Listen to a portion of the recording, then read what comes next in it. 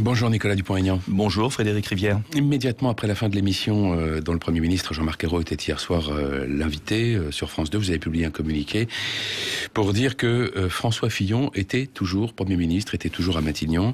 Est-ce que ça n'est pas tout de même un peu caricatural ? C'était une boutade. Qu'est-ce que je veux dire ? C'est que les gouvernements se succèdent et la même politique suicidaire est en place. Pour une raison très simple d'ailleurs, c'est que les gouvernements français ne sont plus maîtres chez eux. Que la politique qui est menée est dictée par la Banque Centrale Européenne, par la Commission de Bruxelles, par l'Allemagne, et que c'est une politique absurde.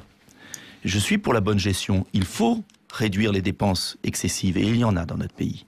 Mais appuyer sur le frein aussi brutalement, dans tous les pays européens, au même moment, est une folie. On voit les résultats en Espagne, on a vu les résultats en Grèce. On va avoir la même chose en France, c'est-à-dire qu'il n'y aura pas d'économie budgétaire. Il y aura encore plus de dettes dans un an, avec du chômage, parce que c'est le phénomène que vous connaissez bien, de la récession cumulative. C'est une voie sans issue. Voilà. Vous parlez en particulier là, du choix du gouvernement donc de valider le traité budgétaire européen et de se fixer des restrictions budgétaires pour atteindre notamment l'objectif de 3% de déficit en 2013. Le Premier ministre a expliqué hier soir, et il n'est pas le seul, que si la France ne s'imposait pas à elle-même ces règles-là, ce sont les marchés financiers qui s'en chargeraient et que le résultat serait pire encore. Au fond, que la France perdrait sa souveraineté si elle ne respectait pas les règles européennes. Est-ce que c'est un argument que vous entendez ? Non, parce qu'en vérité, c'est le même argument qu'on nous ressort et François Fillon ressortait le même. En fait, Jean-Marc Ayrault a été franc, d'ailleurs, moi, c'est un Premier ministre que je respecte, qui est sincère. Il a été franc, il a dit il faut sauver l'euro. Voilà. En vérité, ils sont en train de mener une politique suicidaire pour l'Europe pour sauver une monnaie qui ne marche pas. C'est ça la réalité. Et ils confondent la cause de la crise et sa conséquence. Quelle est la cause de la crise ? Quelle est la cause du chômage de masse ? C'est l'effondrement de compétitivité de nos entreprises, c'est la concurrence déloyale du commerce international, où l'on fait travailler des esclaves, notamment en Chine, vous avez vu la révolte, dans une usine qui fabrique des tablettes en Chine, c'est l'euro trop cher. Cela veut dire quoi ?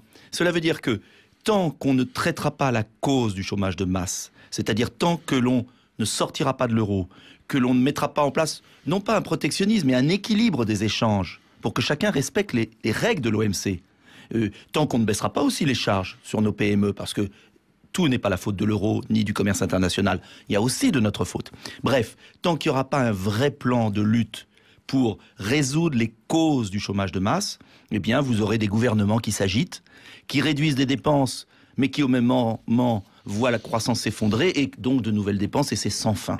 Sauf que pendant ce temps-là, on perd nos savoir-faire, nos entreprises s'en vont, et la conséquence sociale est dramatique. Certains économistes et certains responsables politiques à gauche notamment réclament un assouplissement des contraintes budgétaires européennes pendant la crise.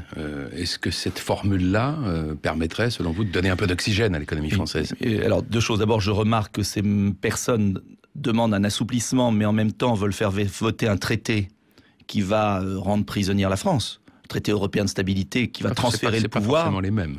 Monsieur Bartolone, par exemple, transférer le pouvoir à Bruxelles. Et puis deuxièmement, attention, moi je ne dis pas qu'il faut tout lâcher. Je dis qu'il faut s'attaquer aux causes de la crise du chômage de masse. C'est ça l'enjeu. Vous pouvez relâcher, bien évidemment, de toute façon les 3%, personne ne les atteindra et la France ne les atteindra pas. C'est une réalité. Le système autour de nous est en train de s'effondrer.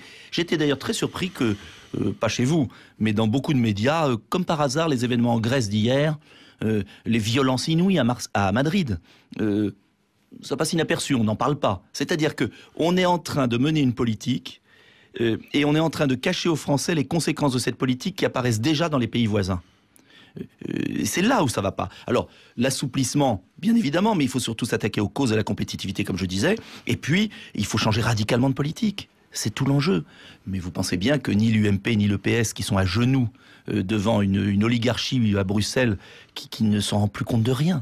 ne feront rien, bien sûr. Vous avez lancé une pétition pour demander qu'il y ait un référendum sur ce traité budgétaire européen. Où en êtes-vous de cette démarche? Vous avez déposé il y a quelques jours une dizaine de milliers de signatures. Oui, une très bonne réaction, beaucoup de signatures, ce qui veut bien dire que les Français sont conscients qu'il y a quelque chose qui ne tourne pas rond. Ils veulent un référendum, c'est évident, on continuera partout dans toute la France. Quand on les interroge sur la sortie de l'euro, ça leur fait toujours peur. Oui, mais c'est normal, puisqu'on leur fait peur à longueur de journée. Mais là, ils vont avoir la vraie peur de la réalité. Donc, une pétition pour surtout que l'on voit bien qu'est-ce qu'il y a dans ce traité. J'insiste. On peut vouloir l'euro, mais on n'est pas obligé d'abandonner son pouvoir budgétaire, c'est-à-dire le pouvoir de la démocratie, du Parlement français, à des gens non élus. Parce que ce qui est extravagant dans la situation d'aujourd'hui, c'est qu'on voit des députés de gauche comme de droite aller se suicider ensemble, c'est-à-dire transférer le pouvoir de lever l'impôt et le pouvoir de décider des dépenses publiques à des gens non élus qui se sont trompés sur tout depuis 20 ans. Ça s'est jamais vu. Et moi, je ne souhaite pas que mon pays ait des représentants qui ne servent à rien. On est en train de transformer le Parlement français en une sorte de musée. Et après, on va dire, on est impuissant. On a abandonné, monsieur Rivière, notre monnaie. On a vu le résultat. On a abandonné nos frontières. Vous avez vu ce qui s'est passé à Marseille ce matin? Ce camp de Rome brûlé par des citoyens français. Démantelé par des citoyens. Voilà, oui. Vous avez vu ce qui s'est passé. C'est conséquence d'une politique folle au niveau européen d'abandon des frontières. Et maintenant, on va abandonner notre budget. Eh bien, moi, je peux vous dire, on peut fermer l'Assemblée nationale et le pays sera à feu et à sang dans 2 ans. C'est ça la réalité. Quand les hommes politiques n'assument plus leurs responsabilités et les transfèrent à des technocrates, des bureaucrates, soumis d'ailleurs au marché financier, eh bien ça finit toujours mal. Et l'histoire le prouve. Vous êtes, Nicolas Dupont-Aignan, le maire d'une commune de l'Essonne, en banlieue parisienne. Est-ce que le racisme anti-blanc, dont parle Jean-François Copé dans son livre, est un phénomène que vous connaissez, qui existe selon vous? Bien sûr qu'il existe. Il y a des abrutis partout. Il y a du racisme. Toutes les formes de racisme existent. Et comme nous sommes dans un pays qui n'a pas maîtrisé ses flux migratoires, qui a abandonné son école publique, qui a une justice très laxiste, eh bien, il est clair que le chaudron bout et que tous les racismes se développent. Mais en même temps, je pense que l'honneur d'un homme politique, c'est de tout faire pour diminuer la tension, faire baisser le feu sous la marmite.